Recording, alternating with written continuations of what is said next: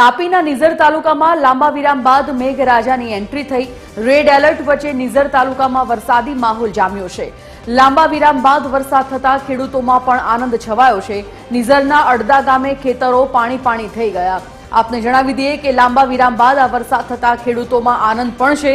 નિઝરના અડધા ગામે ખેતરોમાં પાણી ભરાઈ જતા નદી, કોતર અને નાળામાં પણ પાણીની ભરપૂર આવક થઈ છે।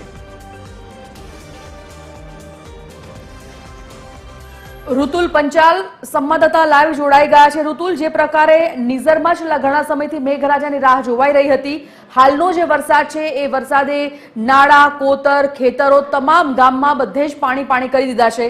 હાલની જે પરિસ્થિતિ રેડ એલર્ટ મુજબ છે, અત્યારે શું છે પરિસ્થિતિ ત્યાં?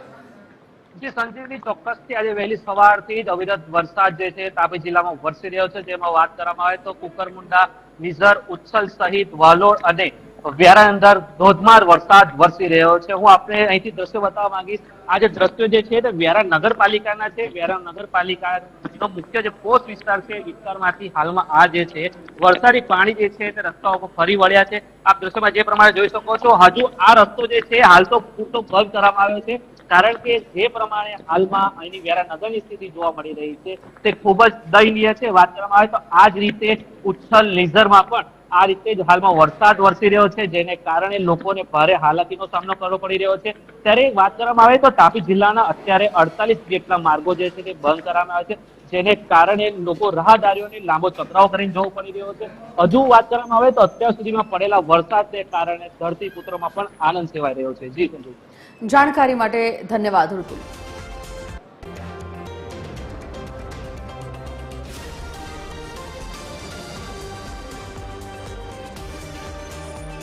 તો રેડ એલર્ટ વચ્ચે નિઝર તાલુકામાં વરસાદી માહોલ જામ્યો છે। લાંબા વિરામ બાદ વરસાદ આવતા ખેડૂતોમાં આનંદ છવાયો છે। નદી, કોતર અને નાળામાં પાણી ભરાઈ ગયા। અડધા ગામે ખેતરો પાણીમાં ગરકાવ થઈ ગયા છે। સ્વાભાવિકપણે જે પ્રકારનો વરસાદ અત્યારે છે, જનજીવન પ્રભાવિત થયું છે।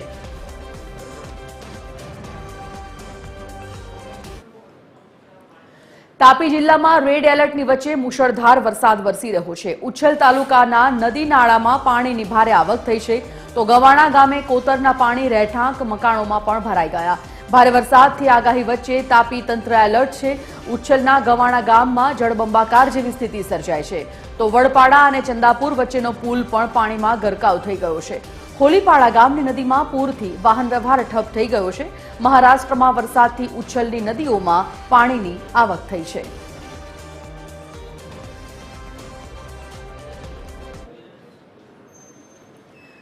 તાપી જિલ્લામાં સવારથી સાર્વત્રિક વરસાદી માહોલ છવાયો। જિલ્લામાંથી પસાર થતી નદીઓમાં ભરપૂર પાણીની આવક થઈ છે।